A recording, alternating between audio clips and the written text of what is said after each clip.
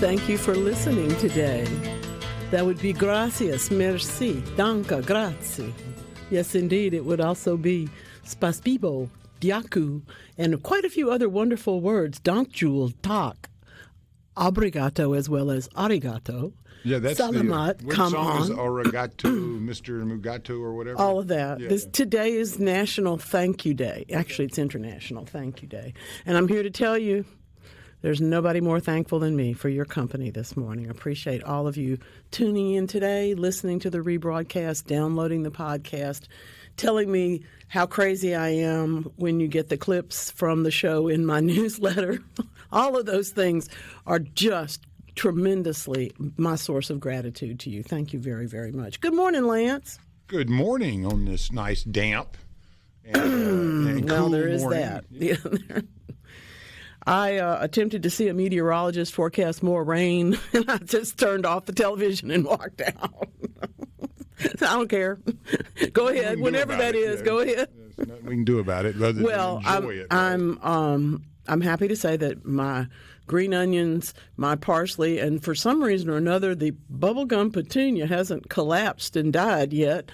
But good morning, Ron from Ocean Springs. He's not in Ocean Springs today. Texting in this morning some pictures that'll make me glad I wore a sweater. I'm telling you what. Woo-wee. This is from Liston, Indiana, and it is snow-covered. Now, you don't have to go quite that far north, I understand, to get to the snow-covered part of the world.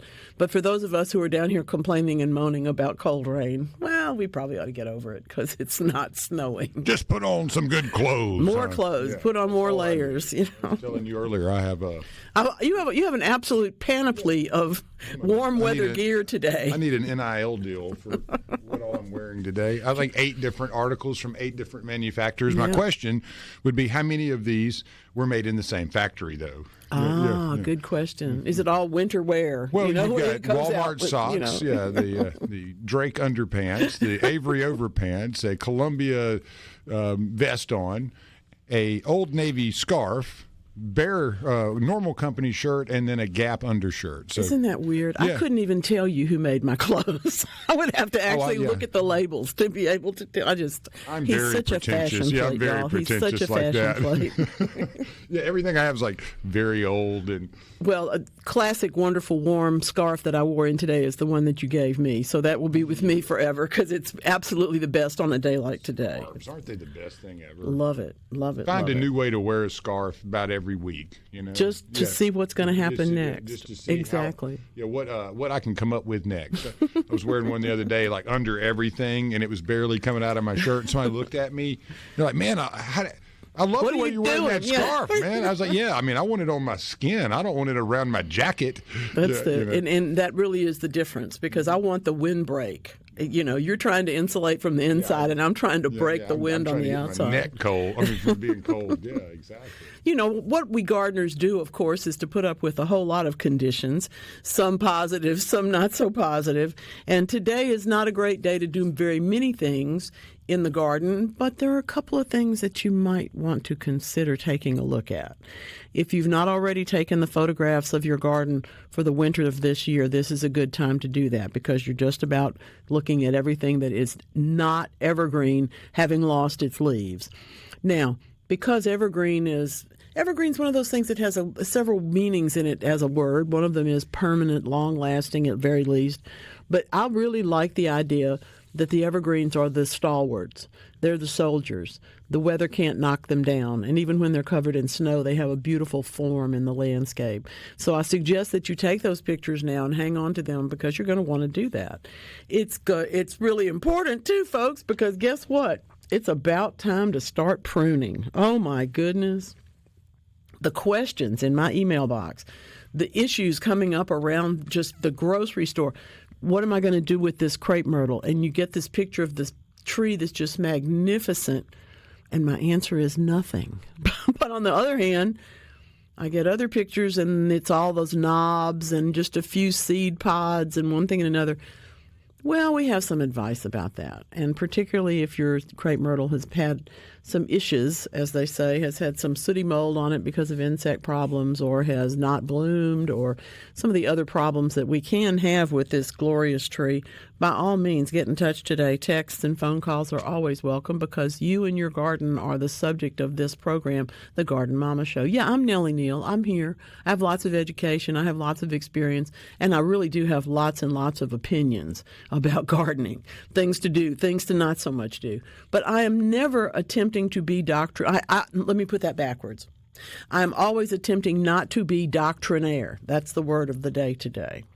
Doctrinaire really does mean that you are convinced that your opinions are the only ones that make any difference. Your ideas are the only ones that have merit.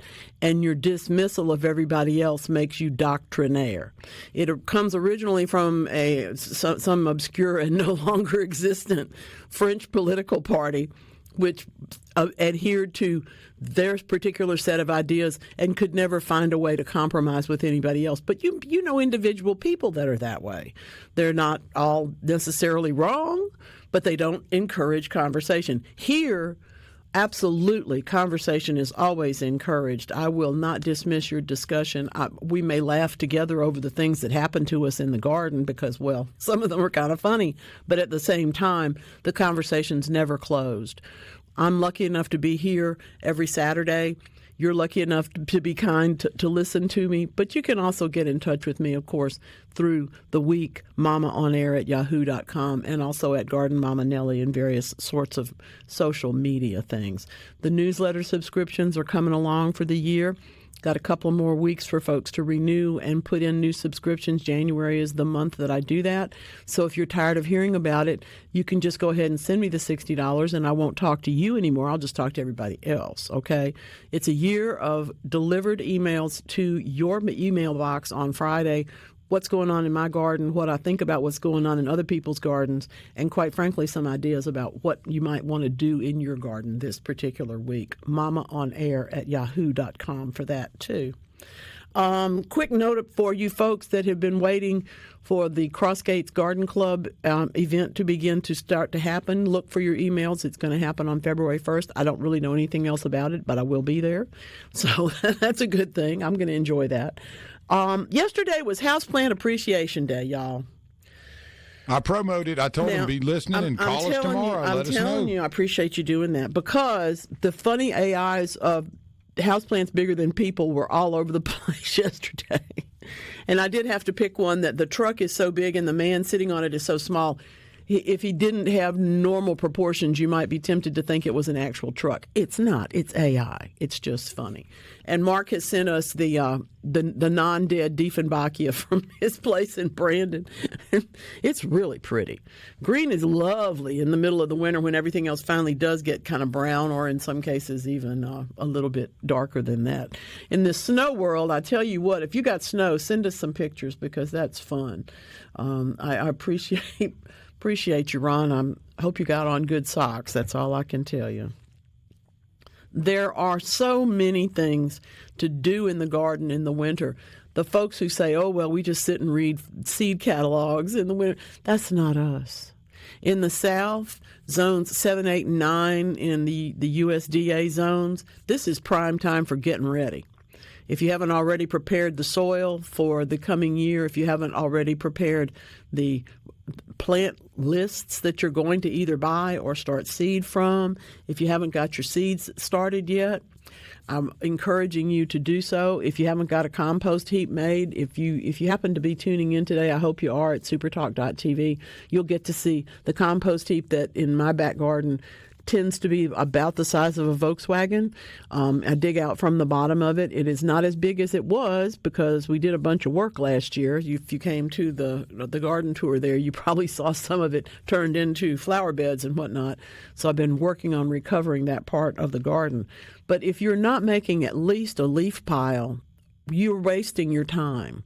I'm fond of saying, and I do say oftentimes, that if my neighbor, who is a brilliant man, if my neighbor had any indication of what was going on in the soil underneath his house, he would not put those leaves in the bag and put them on the corner for the trash to take away. That just wouldn't happen because there's so much value to be had in those leaves. So we'll talk about that going on. Soil food web is on my mind today, certainly. But let's talk about pruning. I'm really very happy to tell you that I like to prune, but some people have absolute sheer fear. You get a new set of clippers, they look the same 5 years from now as they did when you unwrapped them because you can't bring yourself to start cutting on plants. Now, the reverse is true, too, of course. Unfortunately, we've all got that one person in our family that just can't stop pruning, and unfortunately, they don't always know what I know or what you know about when to prune. For example, you're going to prune for a bunch of reasons. You're going to prune in some cases to simply maintain and encourage the plant's health.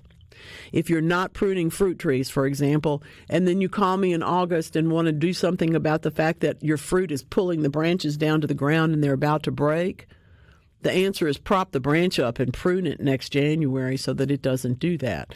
When we prune fruit trees and other plants that tend to bear heavily with it, sometimes it can even be a crepe myrtle. If your stems are weak and your flowers are heavy, the whole thing can look pretty sad, not to mention even breaking those branches. So give yourself the opportunity to understand which of your plants really just need maintenance pruning. That encourages them to grow happily. That also encourages you to be able to harvest happily if it's a fruit tree. We prune to control rampant growth in the wintertime. Sometimes, for example, you may have a shrub that looks perfectly good, but it has a tree seedling coming up through the middle of it. Well, this is the best time of year to get under there, get in underneath the shrub to where that little tree trunk is and cut that stuff out of there. You can chop on it all year. You can prune it at the height of your shrub, but it's not going to do as much good to suppress it as it will do if you can do that in the winter. Sometimes we're pruning to show off the plant's beauty. I think about particularly next month when we begin pruning roses. We really do want to put those things where we can see them. And that's also true of crepe myrtles that we prune now. We have so many crepe myrtles that were originally intended to be 20-foot tall trees, but we use them in the landscape at about 12 to 15. So if you're not pruning them, well, particularly because they've been pruned for years and years, you end up with trees that don't look too good and may not even bloom. So that's one of the other reasons, is to show off their plant beauty, put it where you can see it, and encourage it to happen.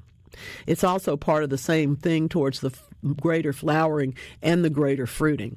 If you don't prune, for example, apples, if you never ever prune sweet olive, you won't get as many flowers, you won't get as much beauty, and in the case of sweet olive, of course, you won't get the aroma that you're intending to have. I'm happy to say that there are buds on my sweet olive now. That's about timely. It generally blooms the first time in the year in February. And so I'm looking forward to that. It may beat the clock a little bit and start a little bit early if the weather cooperates, but we shall see. At that point, right after that winter bloom is the time that I like to do a little bit of shaping on it, because it will bloom several times during the year, but it does need to be shaped, or at least have branches back into the canopy. Sometimes they will send out one branch that's much bigger than you want it to be.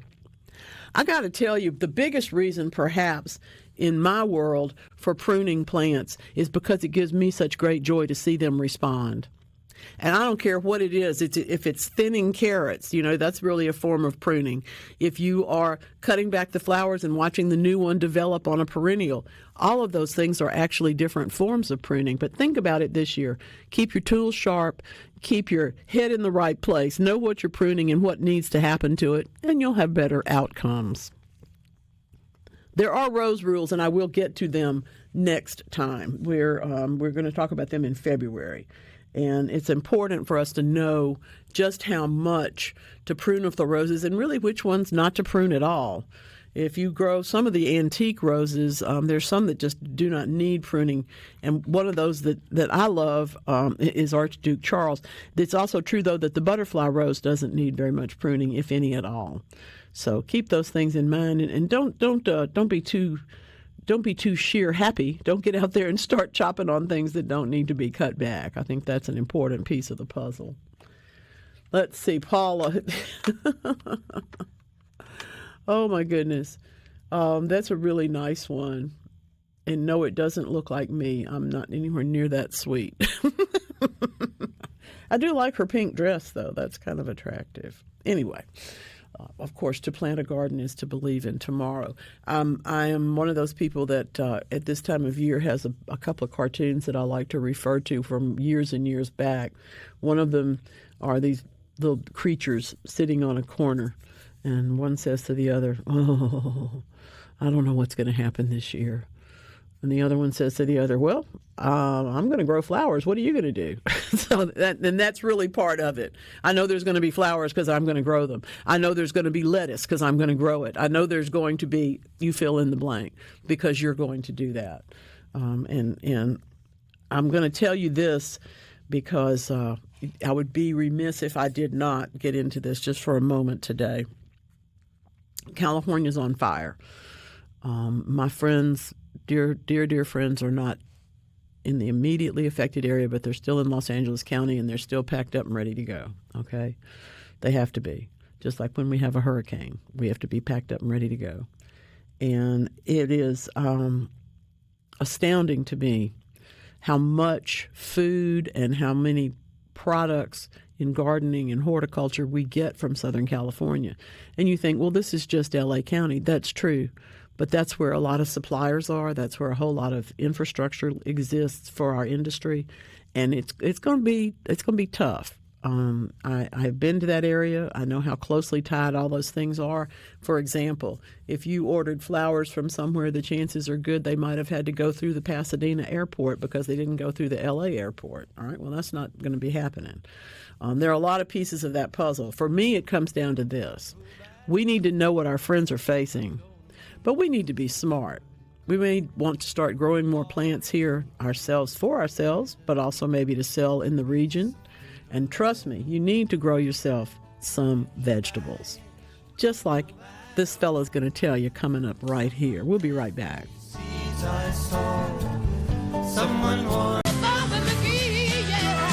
It's fun to watch him dance, but he won't turn the camera on himself. They catch me Monday through Friday, so yeah, got to be up early. Well, I'm from the same gene pool as Janis Joplin, and basically the same era. And I'm glad I made wiser choices than she did about some things. But I really wish I could have sung like that. Oh man. I'd be a multi-millionaire, seriously, triple platinum selling artist. But there's always that balance, Yeah. Sometimes it works out, and sometimes you end up being that person. So, beautiful, beautiful singer. She actually, by the way, y'all, in case you didn't know this, she could in fact sing that didn't sound like she was screaming. There was a lot of songs that she sang. The ones that got popular are the ones that sound like she's screaming, but she actually had a beautiful voice right on top of all of that. So that's kind of cool in and of itself. Really, really good question, and I'm going to send you a couple of links. Jimbo's got the situation that a whole lot of people have had in the last couple of years. Jimbo has removed 15 dead pine trees from behind the fence. And so now what? What do we do now? He said he will plant azaleas. Okay, I'm for some azaleas, but I have a lot of other suggestions. What other options though? I'm really going to emphasize. I'm going to send you some plant lists that come from MSU Cares because they do a real good job. I'm going to send you the list of the ones that are native because they're going to be the ones that are going to be much easier to deal with once they're in place.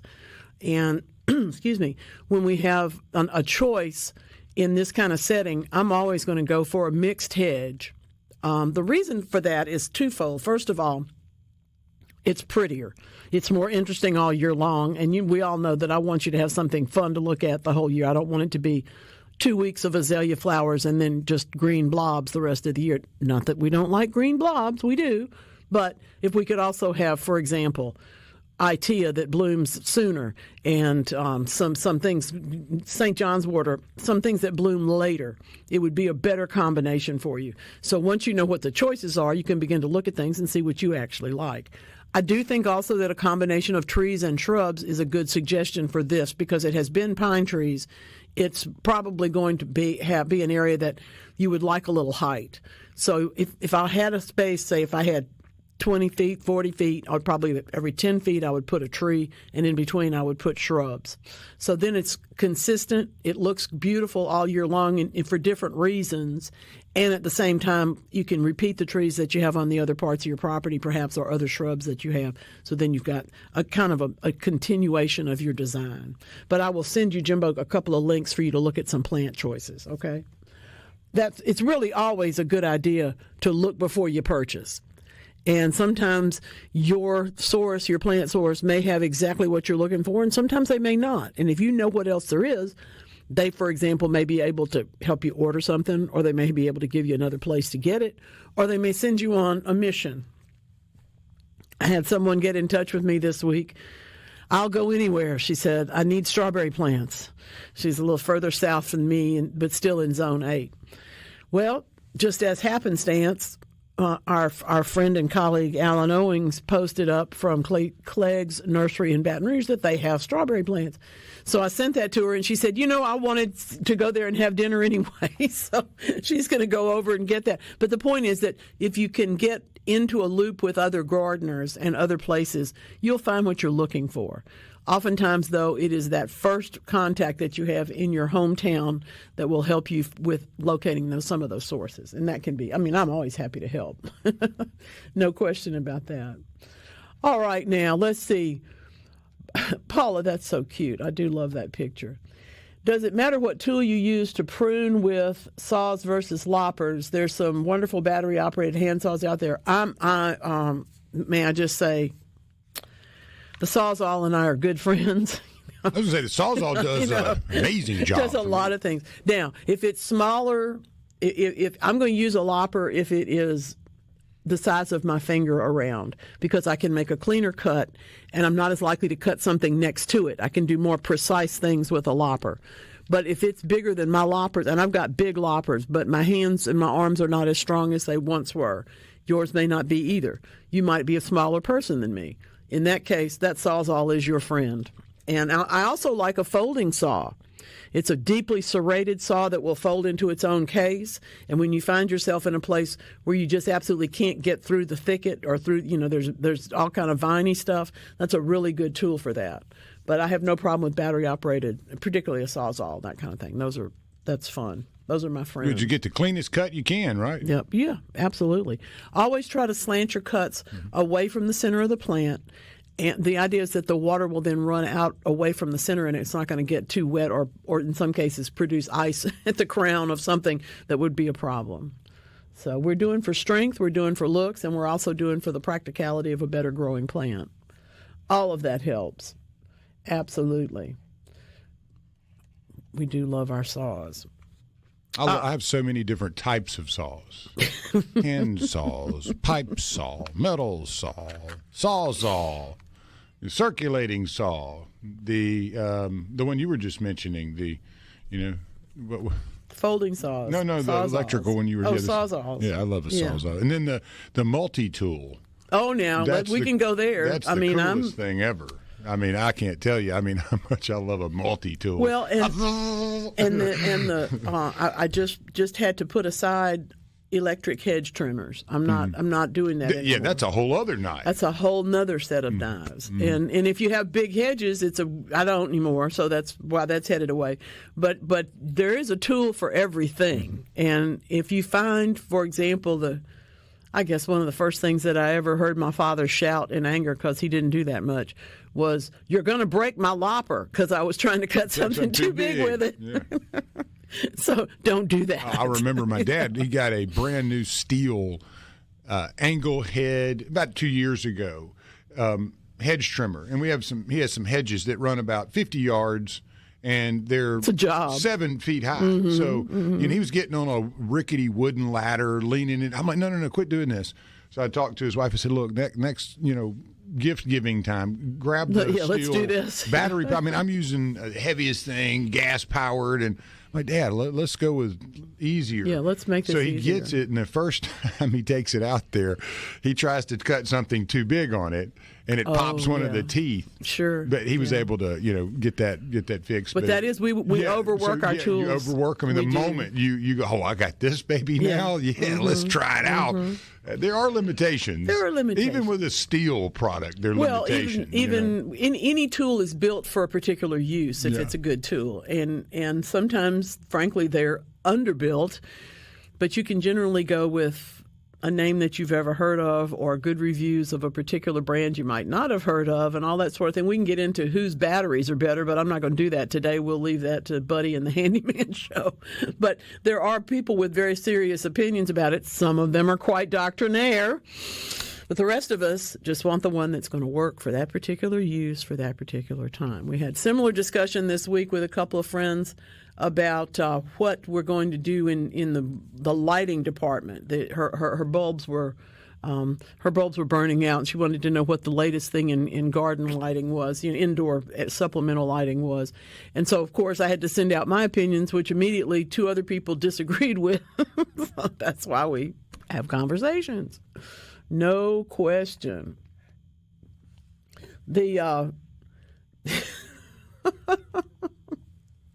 Ray, that is so you. This is so smart. Ray and Clinton's mother didn't like to prune.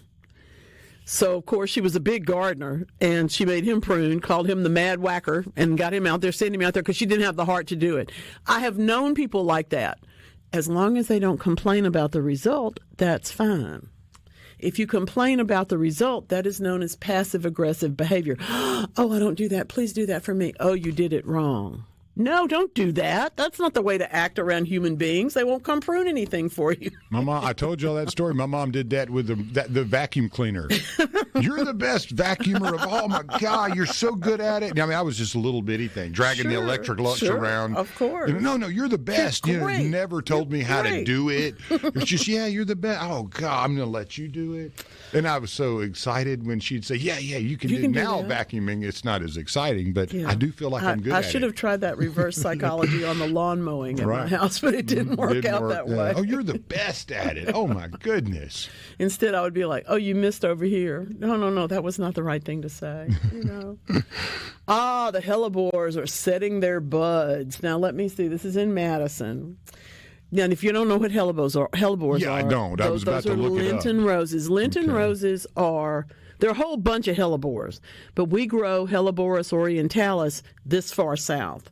The others grow farther north, and they're magnificent. They bloom for months in the winter. It's magnificent. Literally, one plant will put its flowers on and bloom from Christmas through Lent. That's partly why they're called Lenten roses. They seem like they have no limitation as to the color schemes. They're just beautiful. Yeah, they're all over the place. They're just beautiful.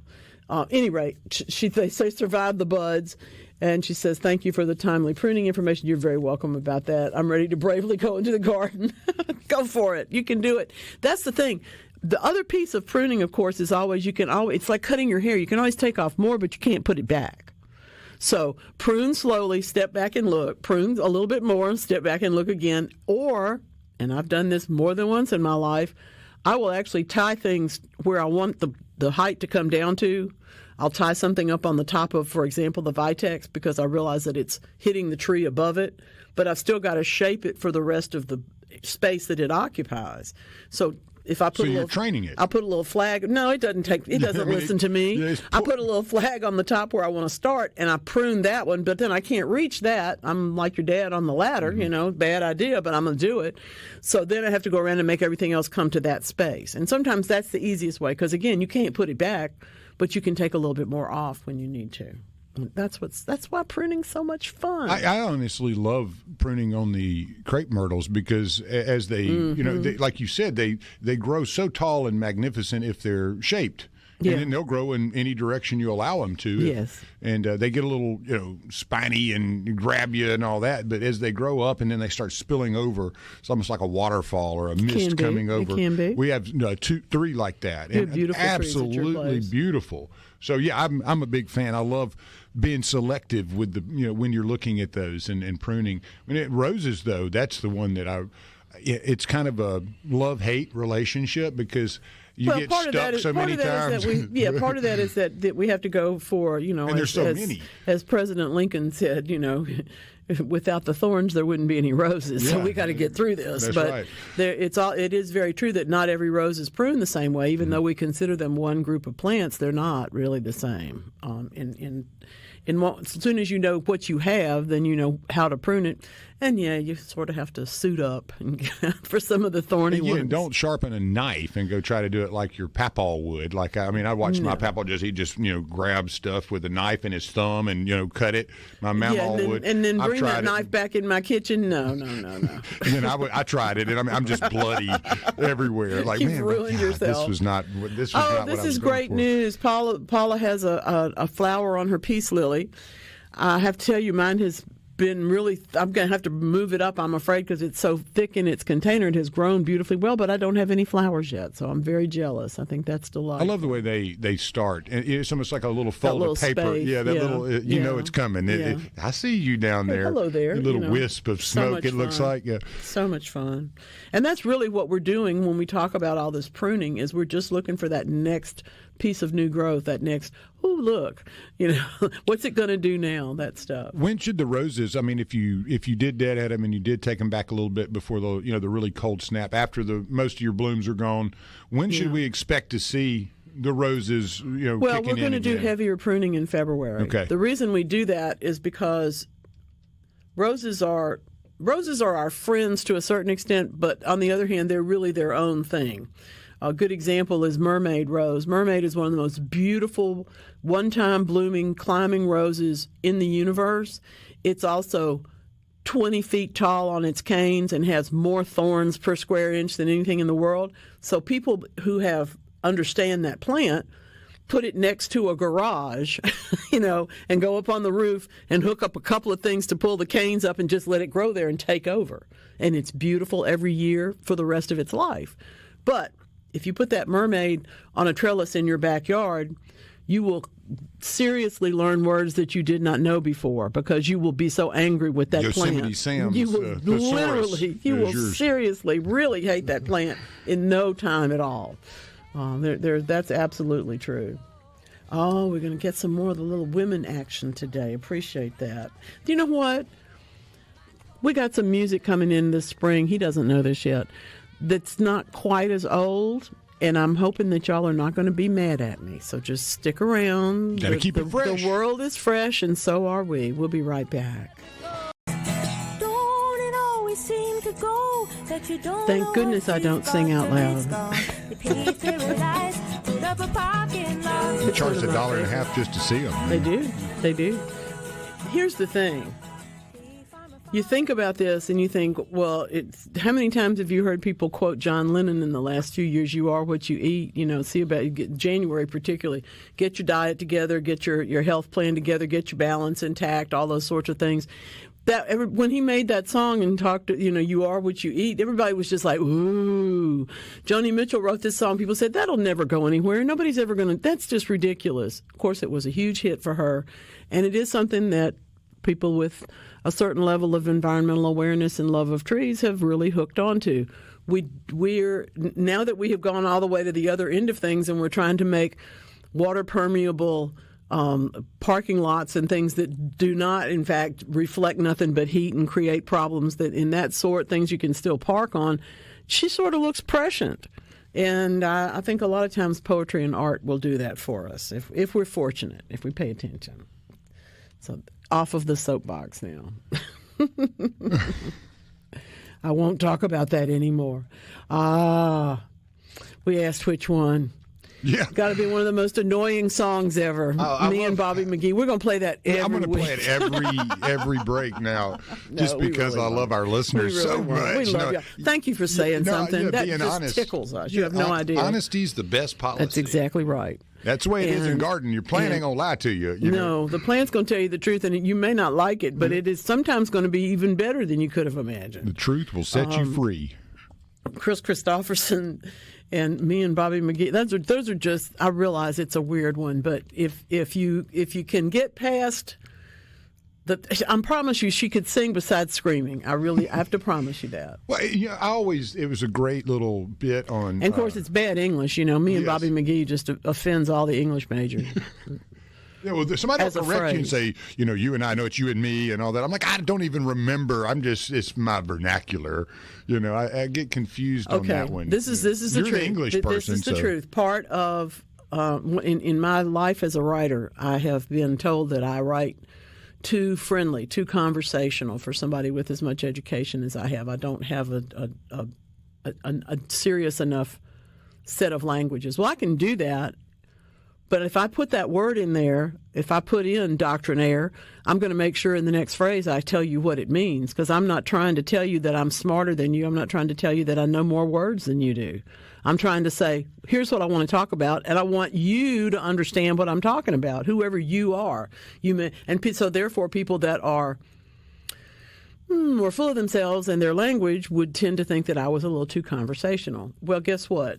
20 years later, that's what people want to read is conversational. I learned in the 90s how to write for the internet, which is essentially the same thing as classic journalism, who, what, when, where, and why, but you have to recognize that as they cut, they're going to cut from the bottom, so you may not always get to the why.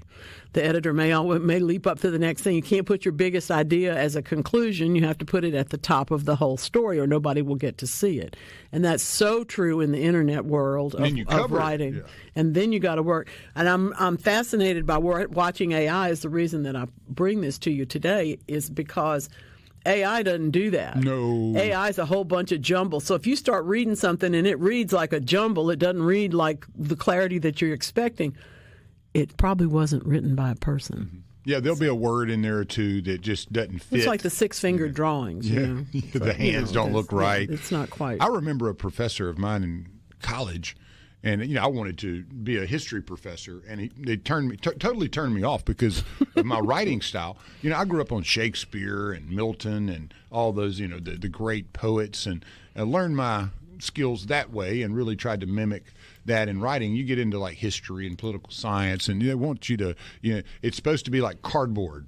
That's true. They don't want any sriracha flavoring on it on your cardboard. That is true. And I'd be like, I'd argue with this guy. I'm like, but you don't want me to make what we're writing about interesting. You want no one to read this, is what you're telling me, other than fact other recording. Academics. Yeah, fact recording. But it kind of turned me off. Like, that's all I'm going to do is break apart someone else's. And luckily, that's not the way. That's not the way of the world so much anymore. Yeah. But 20 years ago, it was kind of forcing you into that. Think this way, write this way, do that. When I'm like, nah, we are not as full of ourselves in terms of language.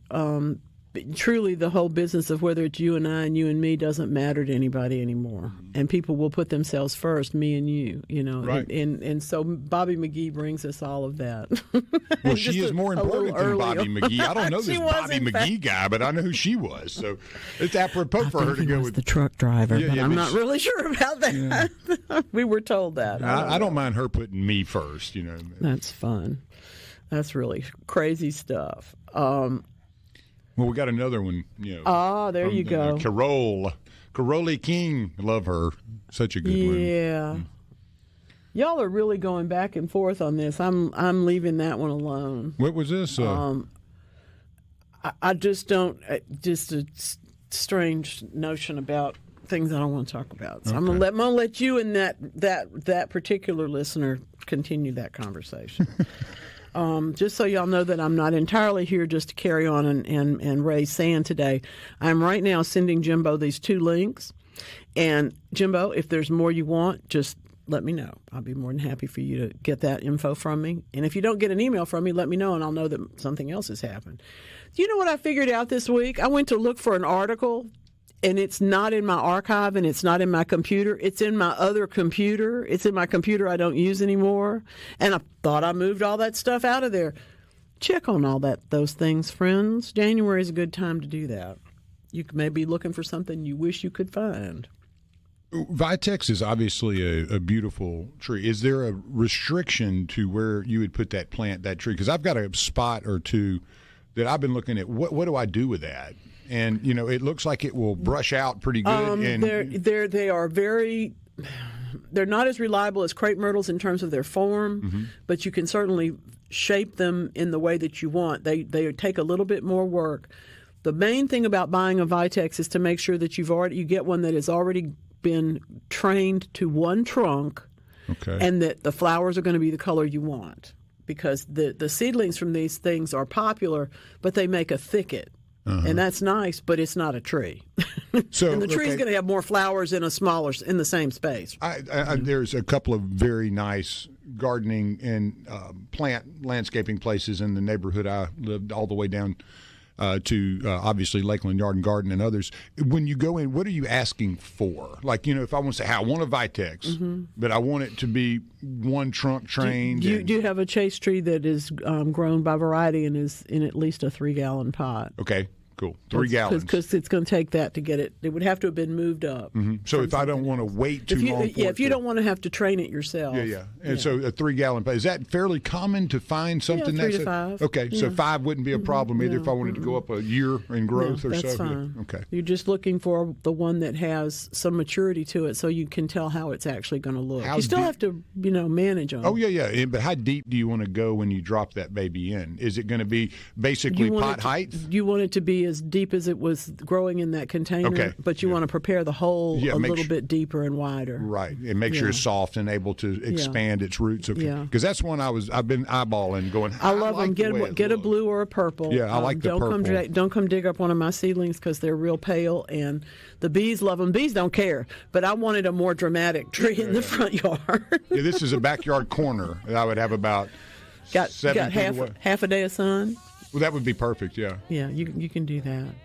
All right, now, the earth's moving. We got to go. Stick around. We got a lot of talking to do here on the Garden Mama Show. Can she write and talk at the same time? Yes, actually. And chew gum. No, probably that's one thing too many. Couldn't tap my toe either to a good song. That would be difficult. This is interesting. We're talking about Vitex again from the last hour, back and forth over this conversation about how to pick one out. And yes, she's got a seedling in a container, so she wanted to know about the thicket habit. It's kind of like deciduous ilex or deciduous holly. A thicket can be a very nice thing. It just needs a place where it can be allowed to do that. For example, Lance wants to plant a Vitex in the back corner of his yard. Now, I don't know about the back corner, but if it's a corner, it's probably not a terrible place for a thicket. On the other hand, what he's looking for is something to be able to be seen. So you look back there and you have a focal point, a destination kind of thing. So that's going to be a tree. So I think that's really the difference. A thicket might be perfectly wonderful for the bees, and if I had a space maybe 10 feet wide that didn't need anything else going on, a Vitex thicket would be a lovely thing to have there. Half a day worth of sun, at least. Okay, well, I can pull that off. All right, mine gets morning sun and goes into shade like after lunch sometime because that's when the sun goes over the house. But that's good enough for it. Yeah, it's not full sun. Well, we do have a call from Anna. She was listening in, heard us talking about pruning, and wanted to get in the conversation. Good morning, Anna. I was thinking about when I saw the snow forecast for Oxford. I was thinking about you. Well, I would say it was bad, but yet it wasn't that bad. I lived in Chicago 27 years, so I think I know a little bit. This is nothing. Yeah. But it was funny because the kids were all.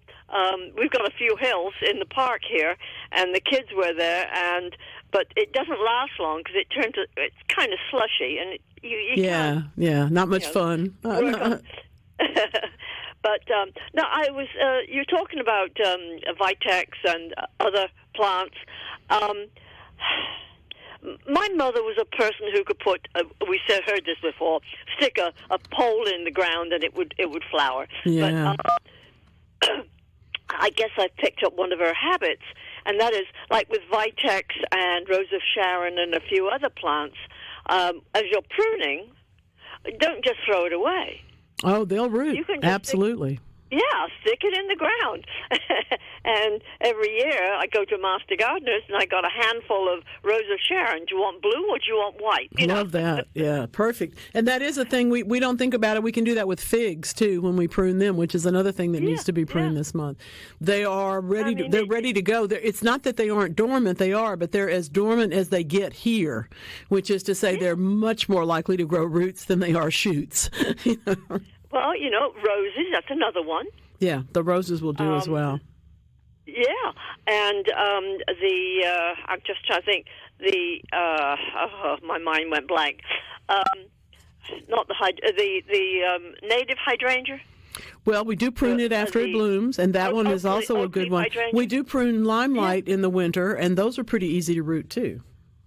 Yeah, and in fact, just before winter started, I some oak leaf hydrangea, it was kind of, leggy, so I cut a couple off, and I thought, well, I've got this pot of earth, I'll just stick it in there. And now I've got a little tiny oak leaf hydrangea, and it's still got its leaves, even though it's, 30 degrees out here. They're very hardy plants. They are. Yes. One of the things we don't appreciate enough about them, not only will they grow in areas that oftentimes are a little bit on the shady side for other flowering shrubs, but oak leaf hydrangeas also have that incredible hardiness. They're very tough, very, very tough. Yeah. And we kind of take them for granted, Well, and also, don't forget, crepe myrtle will do it real easy.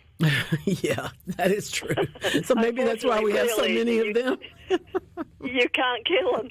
But, it was interesting. Well, not interesting. We've had a couple of dying or dead trees that come down. Mm-hmm, and one of them, it missed the house, but it took down half of a crepe myrtle. Mm. Now, I'm interested because it kind of shaved the trunk. So it'll be interesting to see what happens in the spring.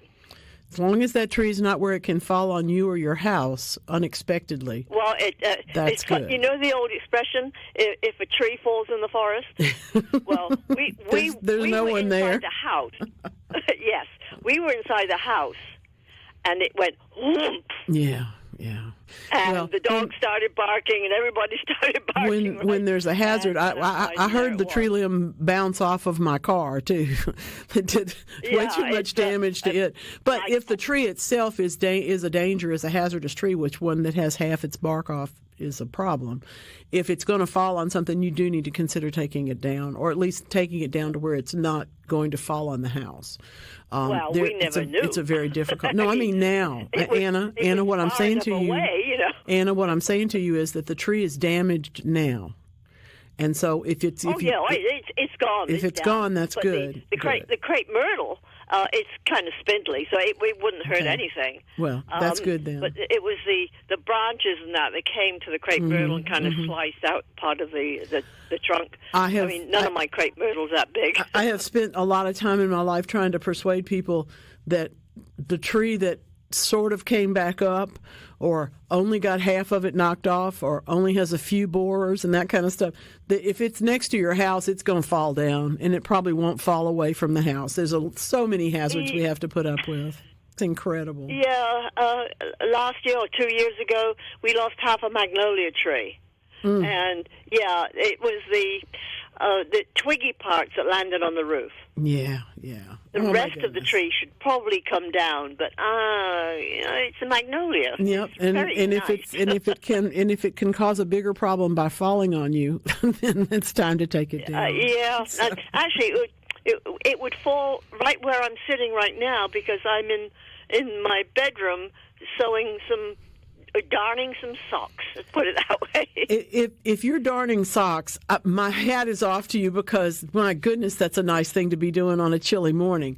But if the magnolia tree can fall on your house, please be careful. Please get it seen to. I'm not going to be gardening, but I can maybe rescue a few socks. And it was great talking to you. A Happy New Year to you and Lance. Take care of yourself. The music coming. I look forward to hearing from you as the year goes on, Anna. Take care. Well, this is an interesting question. When do you prune pear and plum trees? That would be now. Oh, my goodness. And if you would like a diagram of what you're supposed to be doing, that's another thing you can find at msucares.com, or you can get in touch with me and I'll send you some pictures. What we're trying to do when we prune, particularly pears and plums at this time of the year, and they do need to be pruned, we're trying to make sure that we've got nice, strong, sturdy canopies. That's why sometimes we're going to prune more off of those side branches than we really want to. We think, that's that whole side branch, that can make some wonderful flowers and some wonderful fruit. Yes, and then the fruit can weigh the branch down and break the whole thing off your tree. So you don't want that. You're looking for that balance of sturdy and at the same time able to bloom. And because they do begin to bloom in February, you need to do that pruning in January. Really, really fun stuff. Beautiful plants. All right, what's darning socks? I have no idea. Aw. Socks used to be harder to get. And because they were harder to get, and probably you had a favorite pair, There are things called darning eggs, and I actually have one at my house. It is an antique. It has no use whatsoever in my world, but thank you, Anna, for bringing it up to us because it's a method of repairing the holes that inevitably fall into socks. The darning egg goes under the sock, and then you sew it on top of that. It's a way to position the sock so that you can sew it and get the weave back together so that you can use it for another 10 years or so. Really? You're not going to take it up, huh? I have a couple of pair of like really good socks that I've had for 20 years. Well, and the heel. They might need some attention. Darning. They might need some darning. Yes. That's right. It's not a bad thing to do at all. It tends to the holes in my socks tend to be in the toes, and so I have been known to try to sew them up a couple of times, but I've never done. I don't actually. Yeah, the darn. thin ones of mine I'll poke through on like the dressier socks, but the heavier duty ones seem to wear in the heel more. I think it's my left side. I'll wear one out. Same thing as it's basically the same technique as learning to reweave. If you've ever seen anybody do that on a piece, like for example, a wool jacket. I have a friend who's doing and learning to do this, and she has learned to do this, but she's in upstate New York, so they have a lot of wool. and you basically are taking the warp and the weft and putting it back together. Oh, what now? The string that goes one way and the string that goes the other way. There, thank you. The one that goes across and the one that goes up and down. Now you're talking my language, yeah. and you're weaving them back together. Okay. And you're doing that with darning too, but darning hooks and darning needles and all that. All so right. I mean, I love this show because that's what we do here. I get learnt every Saturday. But no, thank you, Anna, for bringing that up. Yeah, I love that. Yeah, no, that's super cool. This is great. Oh, I love this. I had mentioned this person was writing to me about pruning Peggy Martin roses. And I said, my trellis is actually a round hog wire that's about 3 feet across it at its widest point because it's such a vigorous rose. And we do prune them in springtime, but when we prune Peggy Martin and any other blooming rose that blooms climber that blooms more than once, if you prune them in the wintertime, what you're trying to do is contain them to the trellis. So that's, again, it's a case where you might prune mermaid in the winter if you could get to it for all the thorns. But you're really trying to keep it on the trellis, and you're also getting rid of the canes that come up at the ground level that are just wimpy because they're not going to do well, and they're actually going to take away from the ones that can bloom. So those are the two things that we're doing. They sent a picture of this magnificent structure. I would say it's 2x4 wire mesh, and then it's on the stakes that we use for chicken wire, so it's holding them up and making a really solid place for it. It's just beautiful up against their fence. Really perfect. I love that. And I will send you those pictures to, I can't read it from here, but to your email address. That's easy. That's fun. Wow, so much going on today. There are so many things that I want to talk to you about. While we're on the subject, if you have not inspected your crepe myrtle trees yet, please do so. There is always an opportunity to take better care of them, and we have two big problems. One is simple insects, and one are complex insects. And by that I mean, if you stand under your crepe myrtle tree in the summertime and you feel like it might be misting or raining, only it's not, that is, in fact, the honeydew from the teeny tiny little insects that are up in the top feeding on the leaves of the canopy. Probably aphids, usually, most of the time. Could be other things. But they are a problem. They're not a huge problem, though, because you can control them. If the tree is short enough to spray, there are plenty of opportunities to control it with a spray that happens 3 times in 8-day intervals. Anything like neem will take care of the problem. But we also have the introduction of ladybugs because they love aphids more than they love you and me. So they will be happy to take care of the ones on your tree if you just let them. Now, on the other hand, we have crepe myrtle bark scale. Crepe myrtle bark scale is a non-native scale. It affects crepe myrtles. It is a huge pest. It produces that honeydew, but in fact, it produces the sooty mold on top of it in thicker and deeper layers, and it all happens on the bark. Not all, but it happens on the bark, whereas the sooty mold from your aphids will be up in the canopy of the tree on the leaves. These are going to be on the bark and on the stems. And then eventually the whole thing's going to proliferate and you will see the white mass that is the scale coming out from around it. It's ugly. It's debilitating to the tree. It not only causes branch dieback and a lack of flowering, but it gives you big, big trouble in terms of stunting the actual growth of the plant. There are a couple of choices about this. If it's a tree that you're not that crazy about, I'm really in favor of just replacing it with a better variety that is more suited. But if you can allow some of the natural enemies to get in there and take care of it, you'll have a little bit more work done for you by the positive influences that you can introduce. There's a whole list of these things. I'll be happy to send them to you if you would like me to. But the point is, make a decision about that crepe myrtle now.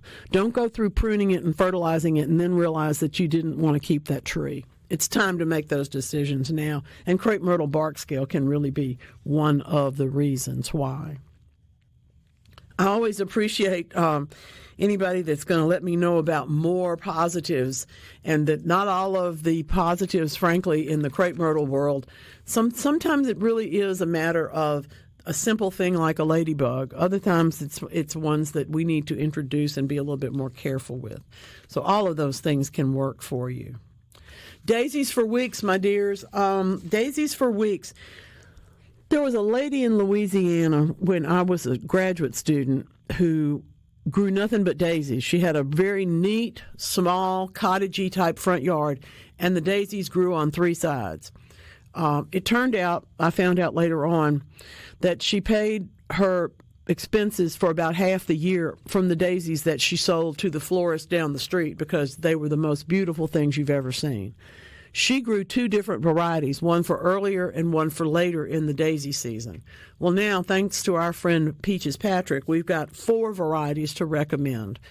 I'm already pretty well have grown 2 of these and a third one that I like, but I'm going to try these other 2, and I think you might want to as well.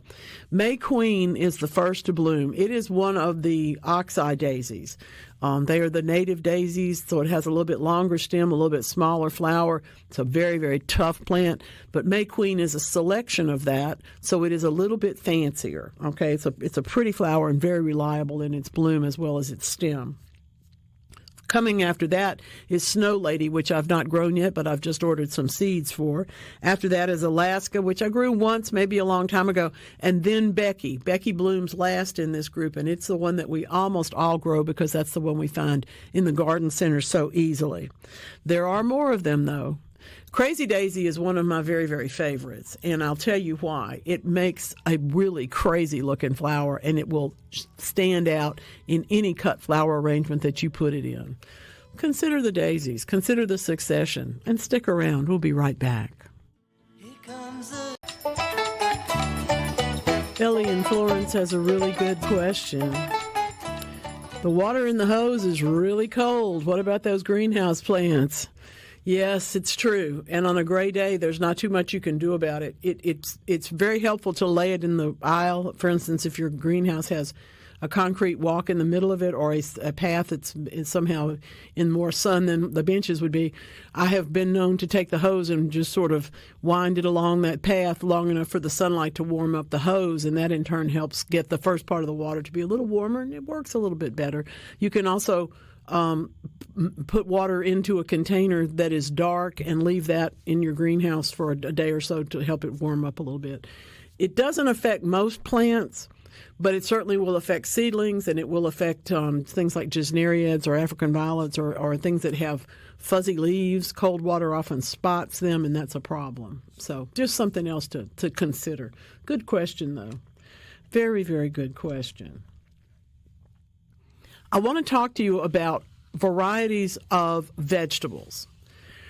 We all have access to a whole boatload of seed catalogs and a whole boatload of information that comes through. I don't know if you ever order one seed from anywhere. The next thing you know, you're getting ads in all of your social media for more seeds, some from that same company, some from the same seed but from a different company, and then a whole bunch of other seeds. It's really not a bad idea to take a look at those things. But I want you to understand that the reason why we have lists of recommended varieties for a particular area, for a particular vegetable in particular, especially vegetables, but sometimes flowers too, is simply because they grow better here. There's two categories of recommendations that I go with. One is whatever the cooperative extension in your immediate area says is recommended. For example, you may not find a whole lot of other choices besides golden wax beans, but you're going to find a boatload of green bean choices.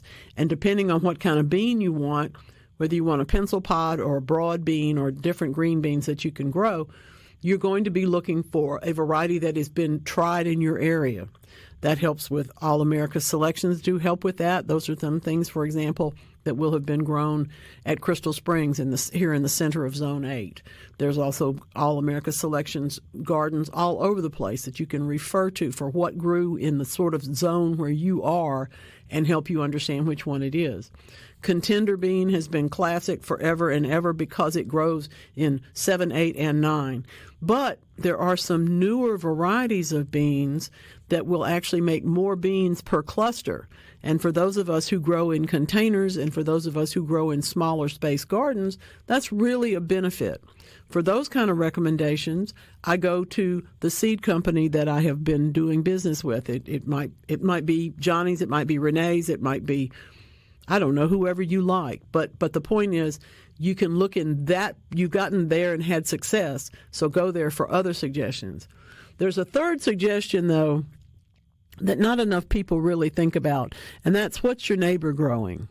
If you're lucky enough to have somebody next to you that grows tomatoes and you want to know which ones will grow in your neighborhood, talk about the smallest microclimate, go ask them what variety it is. Now, let me just tell you that some gardeners are like some chefs. Oh, I don't know, just whichever one was at the garden center. They know which one it is. Just press them a little bit. Don't be ugly, but press them. Ask them which garden center. You can go there and see which tomato it was. But the point is that when old John comes in here, what's he buying? Exactly, and it's just like a chef may forget to tell you that there's a half a teaspoon of salt in there. But there are sometimes it's not intentional. Sometimes it is. A lot of people would rather you think that tomato just grew, because they were such a good gardener. It does have something to do with the variety, though. And for that point, my main emphasis in this is to talk to you about lettuce today. Both leaf lettuce and head lettuce can grow in the Deep South. But head lettuce, like iceberg, the one with the firm insides that you purchase at the garden, at the grocery rather, are not as easy in the garden. Our conditions are just not as good as Michigan or Ohio for that kind of consistent, listen to me, cold weather that it takes. Not freezing cold, but consistent weather. So that's a different thing too.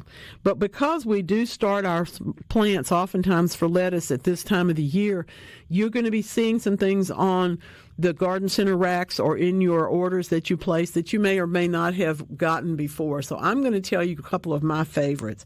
I want you to grow a bib type.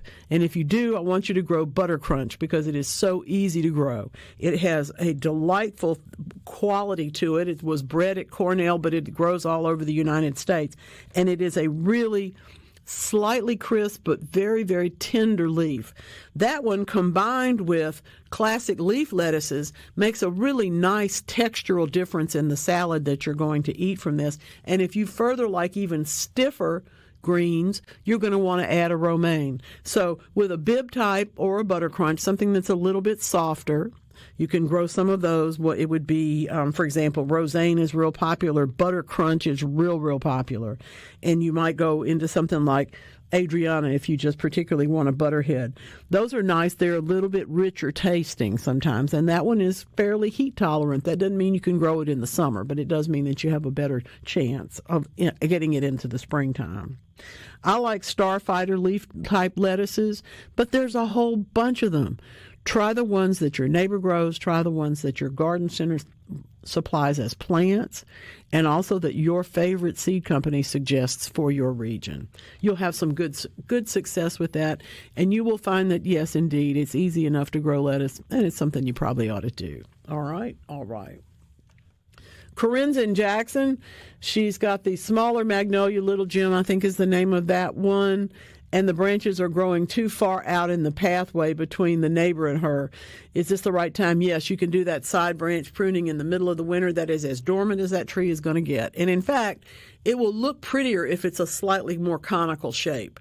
Don't go too far at the bottom. Let it stay as wide as it can at the bottom. But when those other branches come out up toward the top, help that go back into a slightly conical shape. It will be really, really pretty. Really, really lovely. Let's see. Paula's got something else going on. Oh, I don't know about that. I don't know about that. I'll have to tell you about that later. I thought she was going to tell me about it, but she didn't. We will, as we get garden events, it is impossible for me to put them all up anywhere at the moment, but I'm happy to pass them along to you if you bring them to me, okay? Thank you very much. Yes, I do pick out my music. I appreciate that. Now, I have to tell you that today, because the music's in my world, Lance picked out what we were going to hear at which individual time. He's really nice. I never put. I'm much more pickier about combining styles and females and males and guitar serious ones with vocal serious ones. But he has better taste than I do. So he does it from fun. Thank you, but no, I don't agree. But yes, I picked the music itself, and that's a good thing too. That's a very, very good thing. Talking about those daisies, now listen, I want to let y'all know about a couple of things. First is that when you start something like that from seed, I was thinking about leeks yesterday, but it really applies to the daisies too. When you get them to come up, they're going to be thick, thick, thick. You have to thin them. You will get wimpy daisy stems, and you will not get leeks at all if you don't remember to thin those things before you. And that's a good reason for starting them in a flat and lifting them out to where you want them to grow. That can make a big difference. Who's on the phone? We have sir? Jesse and Raymond. He had a couple questions and comments for you. Hey, Jesse, what's going on today? Okay, I need your help with two things. Number one is this Meyer lemon that wants to bloom in February. Yeah. It's still got a couple of lemons from last year hanging on to it, and I know I need to prune it. So I need some tips on pruning it. And number two is Joe Pye weed. You've talked about it every now and then, and I've got a couple of places that keep water enough that I think I can keep it going here. Mm-hmm. And I planted some seeds. I know I've got some roots coming, but in the meantime, I planted the seeds. So Meyer lemon and Joe Pye. Help me out. Well, Meyer lemon does oftentimes bloom in the winter. And yeah, you're supposed to prune it after you take the fruit off and before it blooms, but oh well. The good news is, unless it's got branches that are going to poke you in the eye or hurt something, or it's way more on one side than the other, they don't have to be pruned. I pruned my lemon when I brought it indoors because it had two branches that stuck out way too far on one side, and I just wanted to go ahead and even it up. But I had already picked all the fruit off of it, so now it's starting to put on buds, and it's going to bloom. They bloom as long as it's not really freezing cold. They're going to try and bloom in the winter. And yes, even in Raymond, it's not as cold as the Meyer, as would hurt the Meyer. Now, mine is in, the other reason that I put mine into a container and protect it a little bit is so that when those flowers come, they don't get hurt, because that's really the vulnerable part. Mine's in a container and inside. Good. Well, then just enjoy the smell. Take the fruit off. Enjoy the smell. And enjoy, and the fruit doesn't have to get completely yellow before you eat it. So that's the yellow lemons that we see in for sale places are, well, sometimes they turn yellow on their own. Sometimes they turn yellow on their own, and sometimes they're assisted in turning yellow a little more quickly. But you don't have to wait for that. And I mean, I would say this is the only thing you need to think about at this point, really, if it doesn't have to be pruned, is to give it a low dose of citrus fertilizer just so that those flowers can hang on. Does that help? Okay, well, I do have to pollinate it by hand, which is okay. Yeah, in the bud. I do that. But I can do that. And I can be the bee. Come on, we can all be the bee. Yeah, I want to be the bee. Exactly. I buzz when I do it. I just Truly. make buzzing sounds. Joe Pye weed is pretty easy. Are the seedlings up yet? No, I planted them, and they said it needs cold stratification, so I've got them outside. And I figured that would do it. Okay. That'll do it. I would look for, it takes usually 14 days or more. It's kind of like, have you ever grown larkspur? It's sort of that same notion. No, in other words, it needs the cold to come up, and then it needs it to be chilly, but not. If we go back into ice, then they have to come up again, kind of. So it's not 100% on the first sprout, but you'll get them. As long as they're not if you baby them too much, they eventually don't come up at all, or they eventually, when you transplant them, they have a really rough time. Joe Pye weed is more easy to get established if you start with that notion that it's got to be cold for it. So I think you're on the right track. Great. Wish me luck. All right, make a lemon meringue pie and send me a picture. I'll send you a piece. Oh, that sounds good. Bye-bye. Thanks, Jesse. Talk to you soon. All right, bye now. Bye-bye. There's so many fun things. I've been listening to Joe Lampel lately, and he is one of my strongest, one of the most biggest influences, I guess, in my professional world. And if you don't pay attention to him, by all means, just search him up on a moment when you have a little time. Joe is his first name, and Lampel is his last name, LAMP''L. He is today trying to get me to organize my seeds. And it's not going to happen, but it's a great system. If I was slightly more organized about it, I would, in fact, follow his words on it. He also does a couple of other things. He does a really, really good series of lectures, webinars, that kind of thing, and that's really a lot of fun. Well, it finally arrived, y'all. It's the prescription. That's right. Whiskey, 1 teaspoon. Lemon juice, 1 teaspoon. Honey, 1 tablespoon. But you can also add in You can also add in peppermint. Today's Hot Toddy Day. Yeah, and that comes from a pediatric doctor. I love it. Yes, My mama must have been a pediatric doctor because I know that recipe. Yes, very indeed. Well. My cousin sent that, and it was all over the internet because it's such a common thing in this part of the world. She would put a whole bag of hard peppermints in there in the mason jar, shake it up until they dissolved. Yeah. And then use whiskey, lemon juice, and honey. Mm-hmm. A lot of whiskey. My dad did that. He was not a drinker. In fact, this was the only reason he thought whiskey should have been invented was for cough. Yeah, she was a teetotaler. She didn't drink. It was just the cough syrup, though. It was a cough syrup. And in fact, it does work, y'all, but be careful if you drive. Don't operate machinery, climb ladders, use loppers or anything. Don't do any of that. But it is Hot Toddy Day. And hot toddies, of course, are, well, I mean, it's not just Ole Miss. I never want to say just Ole Miss because y'all are so, he'll turn the microphone off if I talk like that. But we think of it as a drink that is enjoyed in that setting, but it's in fact a drink that is enjoyed all across the South, but especially if you have a head cold. And it's putting the peppermint in it, I think, is the 20th century addition to it. Well, you got, Friday is Bittersweet Chocolate Day, Household Plant Appreciation Day, and then today is National Hot Toddy, National Milk Day, and then also National Pharmacist Day. So if you combine all those, like Dave and I were talking, you're going to be calling it pharmacist, but that's all right. Be careful with that. Dave always has good suggestions, good ideas about it. Ringo Starr has some good ones, too. We'll be right back. You know what rah-rahs are? What is a rah-rah? But you know what a living bra is. What? I just know of what a bra is. That's right. Well, that was a brand. Okay. And it was Cross Your Heart. Oh, I remember the commercials that Cross Your Heart. Exactly. Well, your new rah-rahs are your saddle Oxford shoes.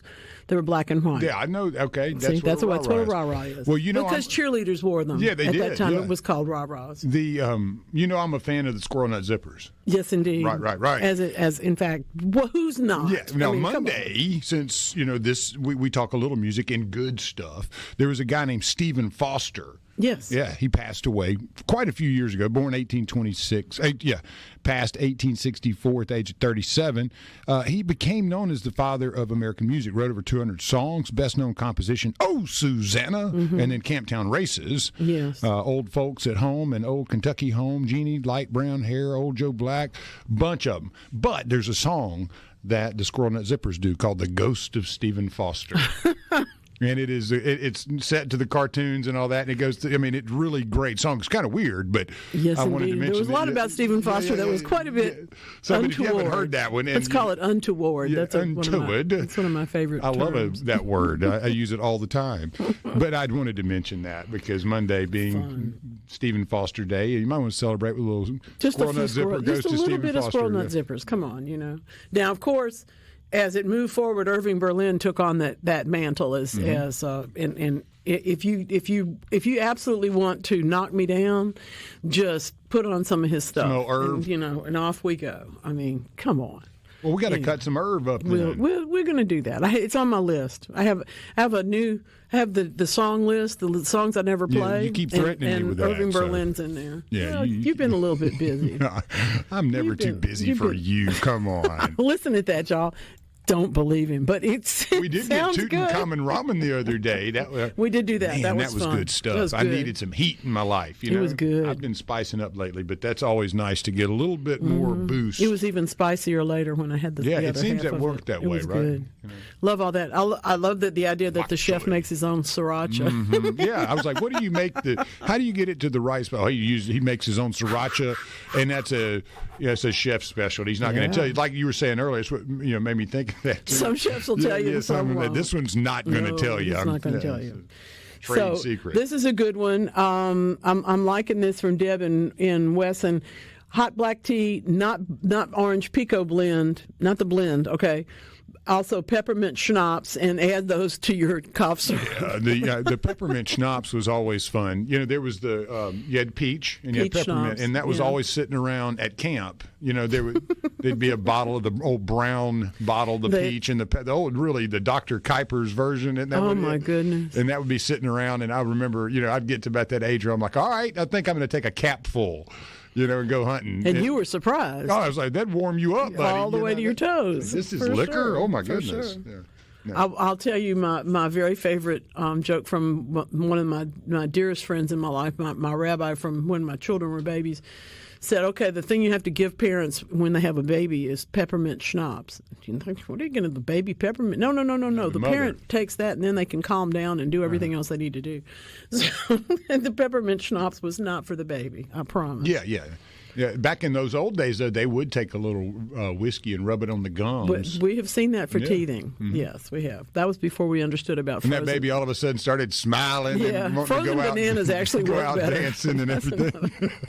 My baby can dance. Greg wants to know if there's any advice on planting 2-gallon pomegranates in Zone 8, Yazoo County. Yes, sir. Plant 2 at least. Plant them 10 feet apart, no more. You can fudge that a little bit, 12 feet, 8 feet. Okay, I'm all right with that. But you want them to be within proximity of each other, not across the yard from one another is the point, because you will get a whole lot more pomegranates if they can pollinate each other. They are self-fruitful, but they're not going to do as well alone. The other thing about them is that pomegranates are not a native tree, so you need to make sure that your soil drains well and also can hold organic matter. So dig a hole, pour water in it. If it doesn't drain away in half an hour, you need to amend it for better drainage. If it rushes away, you need to amend it so that it won't drain so fast. When you're in a place like Yazoo City or Yazoo County, even, that has a couple of different, extremely different terrains. You got the flat ground and then you got the hills. Is there a difference in the soil in the alluvion than down on the plain? There is, absolutely. And there's also a difference, depending on where you live, in what they trucked in to make your lot. So that's one reason why you have to test your own drainage. But generally speaking, we have heavier soils in that part of the world than other places. At the same time, though, they're mineral rich. They're vibrant soils. They're greatly alive. It's not like trying to plant something, in Oklahoma, where the Dust Bowl happened. We've got strong, wonderful soil. We just have to accommodate that one little thing, because we don't want them to sit in water. That's another reason why I appreciated Jesse saying that about an area where it stays kind of wet. Joe Pye can do that space for you. And there are many things that can, but unless you think about it, you don't necessarily make the right choices. Well, Bubba is on top of it this morning. Looks like he's got a great bottle of the schnapps, the peach version. I think he's ready for us. The ones we had were the ones that you could fit in your jacket pocket, back in those old days. Bubba's more generous. Yeah, that's more. We will be there more is better. shortly. More is better. a nice little apple Danish or something to go with that. Oh man, that'd be I'm delicious. telling you. Bowl of gumbo, off we go. Yeah, I mean, that'll go good with anything right Just there. anything, Not the gumbo. I mean, the gumbo's always good, but the peach schnapps. No question about it. I'm only going to say this one time, and it is almost the end of the show. Today is also Cigarettes Are Hazardous to Your Health Day. And as somebody who doesn't smoke cigarettes or tobacco in any form, I want to encourage you to find alternatives too. Now, not you personally, Alternative universe. But you personally, yes, a whole other universe. Live there in my head. I'm really happy to tell you I'm a fan of Princeton University anyway, and the engineering school there is showing us that soil bacteria can actually, as we knew, but we now have the proof, influences the plant's growth and also its ability to defend itself. The bacteria produce an enzyme which we have now identified that can lower the plant's immune activity and allow its roots to grow faster and stronger than they would otherwise. Well, I'm looking for that in a bottle. What about you? Yeah. It'll be a few years, I think, before we can get any, but I do like the idea. Hey, before we exit stage left, Guy in Brookhaven had a picture of some cedars, and he says, they're being attacked. Help. I've seen that before, and I am curious what is going on there. It's crowding? It can be drought, but it can also be spider mites. And what you need to do is get out to there and put a piece of white paper underneath one of the branches that's browned and hit it. And when the dust settles on the paper, if the dust moves, you have spider mites, and then you know what your problem is. But until then, you don't know if it's roots or if it's too much wind or, it could be any number of things. But something is slowing it down. That tree should be doing well here and ordinarily would be. But Brookhaven's had some interesting weather the last couple of years. Y'all had the drought just like everything, but y'all also had some serious wet spaces. And if there's that inconsistency may be attributable to this problem, but it could also be that they became vulnerable and thus got spider mites. And then the lime tree, Paula, at your house. Oh, my God, it was beautiful. I loved all that fruit. It was growing, and it was pretty, wasn't it? It's really been good. You don't need two of each of those. They are self-pollinating, and in fact, you want to put them on opposite sides of the porch just because they're so very individually involved in themselves. They'd be competing banjos. Well, that's how we got Meyer Lemon, of course, is because they cross, but we don't necessarily want them to do that. We're out of time, sir. Thanks for all y'all's texts today and your phone calls. It's just such a joy. Thank you very, very much. See you next week.